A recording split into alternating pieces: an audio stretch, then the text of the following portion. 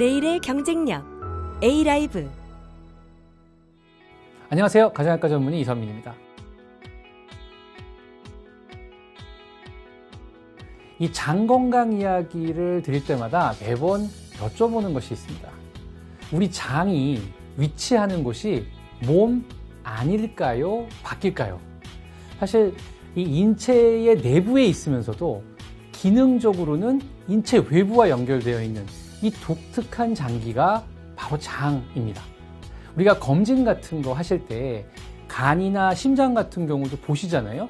근데 그거 뭐 엑스레이나 CT나 MRI 찍으시면서 사실은 간접적으로 우리가 보는 것이지 직접 볼 수는 없죠. 그런데 이 장은 다들 아시겠지만 내시경을 통해서 직접 볼 수 있습니다. 그래서 의료진이 직접 보면서 이렇게 처치를 하기도 하고 시술을 하기도 하죠. 그래서 이 장이라는 것은 그 어떤 장기보다도 우리가 어떻게 하느냐에 따라 달라질 수 있는 장기라는 점을 좀 강조드리고 싶어서 이야기를 이렇게 시작을 해봤습니다. 한때 뭐 한 2000년대 초반까지만 해도, 한 20년 전까지만 해도 장은 그저 변이 통과하는 길이라고 생각하던 시기도 있었습니다. 하지만 지금은 어떻습니까?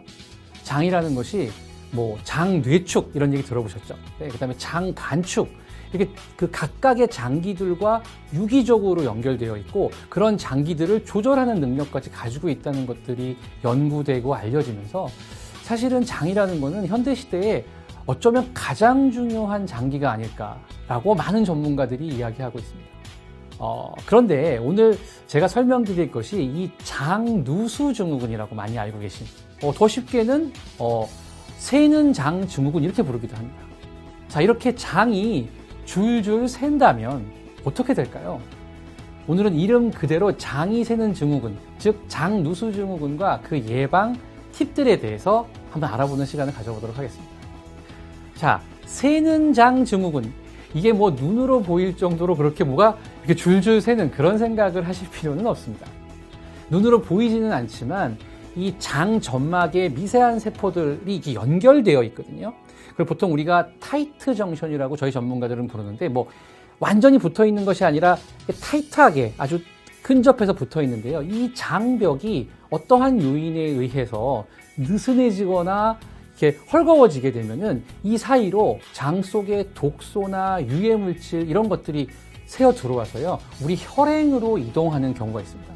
이런 경우에 뭐 다양한 염증을 만들어내고 우리 몸을 망가뜨리게 되는데요. 이것을 장누수증후군이라고 부르게 되는 것입니다.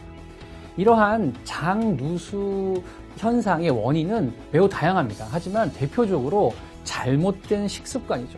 그러니까 우리가 좋은 음식을 넣어주고 나쁜 음식을 안 먹는 그 너무도 당연한 그 원칙이 깨지는 순간 장누수가 생길 수 있게 되고요.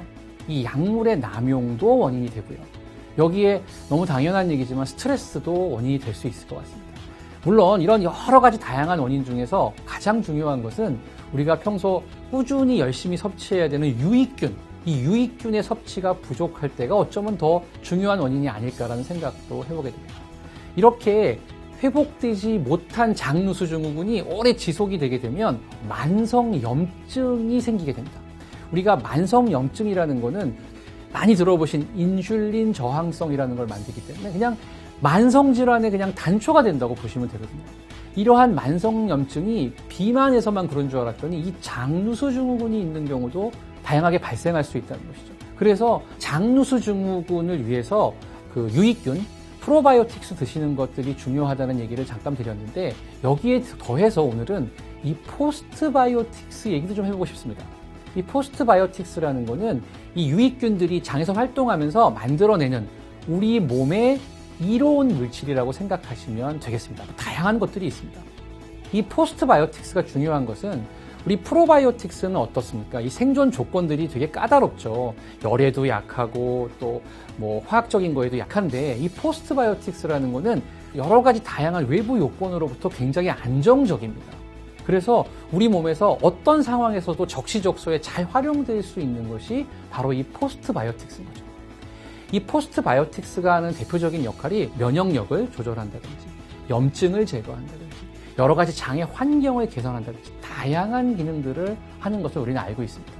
이러한 포스트바이오틱스의 대표적인 물질이 아세트산, 프로피온산, 뷰티르산 같은 단쇄 지방산입니다. 이러한 단쇄 지방산은 우리 프로바이오틱스, 즉 유익균이 소화하기 힘든 식이섬유를 분해하는 과정에서 생성이 되게 됩니다. 단쇄 지방산은 요새 근육 중요하다는 거 아시잖아요. 이 근육에 영양을 공급할 수 있는 문지기 역할도 하게 되고요. 또 지방 축적도 막아주고요. 정말 너무너무 다양한 역할을 하게 되는데요. 그 중에서 오늘 이 뷰티르산 설명을 좀 드리고 싶은데, 이 뷰티르산은요, 대장 점막의 1차적인 영양소로 작용하기 때문에 우리가 장누수가 있을 때도 빨리 회복을 해야 되잖아요. 이 회복하는 데 있어서 중요한 영양소로 작용하고요. 또 제가 아까 장 점막의 세포 간의 접합을 말씀드렸는데, 이게 느슨해지면서 이제 나쁜 물질들이 들어올 수 있다고 했잖아요. 이 접합 단백질의 생성도 도와주는 것으로 되어 있습니다. 여기에 만성염증을 제거하는 또 중요한 키가 될 수 있다고 되어 있고, 여기에 면역 조절 기능도 갖고 있습니다. 정말 이런 역할들이 잘 이루어지게 되면은 이 장누수 증후군을 예방 억제도 할 수 있고, 또 장누수가 생겼다 하더라도 회복을 돕는 중요한 역할을 하게 됩니다. 이 장누수 증후군을 예방할 수 있다면 굉장히 좋겠죠. 근데 무엇보다 중요한 것은 당연히 식습관입니다. 이 유익균이 잘 활동할 수 있는 이 장 환경을 만드는 식습관, 그 유익균의 먹이가 될 수 있는 식이섬유, 풍부한 식이섬유가 들어있는 음식들 중요하겠죠. 그리고 여기에 장에 유해균이 증가할 수 있는 막 지방이 많거나 이런 음식들은 당연히 배제하시는 그 원칙부터 지키는 것이 장누수 증후군을 막을 수 있는 중요한 방법이고요. 이 과도한 스트레스 역시도 중요합니다. 근데 사실 스트레스 현대인들이 참 이게 조절하기가 쉽지는 않죠. 저는 꼭 권해드리고 싶은 건 스트레스가 작던 크던 길게 가지고 가는 것이 문제가 되고요. 짧은 시간 안에 빨리 해결하거나 잊을 수 있는 방법을 찾는다면 오히려 좋은 스트레스로 작용할 수 있다는 연구들도 있기 때문에 좀 짧게 가져가시는 것을 저는 꼭 설명드리고 싶습니다. 그리고 불필요한 약물을 너무 남용하시는 것만큼은 조금 줄여주셨으면 좋겠다는 생각이 들고요.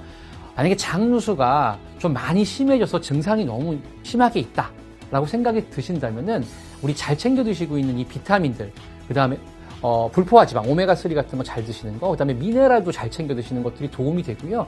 여기에 글루타민이나 초유 같은 것들을 챙겨 드시는 것도 이 빠른 회복을 도와준다고 되어 있기 때문에 챙겨 드시면서 아까 그 장 환경을 만들어 가셔라라는 설명도 좀 드리고 싶습니다. 마지막으로 너무 당연한 얘기지만 적절한 수면이 얼만큼 중요한지 좀 인지하셨으면 좋겠다는 설명을 드리고 싶습니다. 진짜 마지막으로 이 장 환경에 대한 주기적인 체크도 좀 하셨으면 좋겠어요. 어떤 좋은 습관들을 끌고 간다면은 그런 아까 걱정하셨던 일이 안 생기겠지만, 그럼에도 불구하고 우리가 우리 생활을 계속 체크하기가 쉽지 않잖아요. 그래서 이 장 환경에 대한 주기적인 체크를 통해서 계속 변화하는 장내 환경을 모니터링하는 것들도 도움이 될 수 있다는 것 잊지 않으셨으면 좋겠습니다. 감사합니다.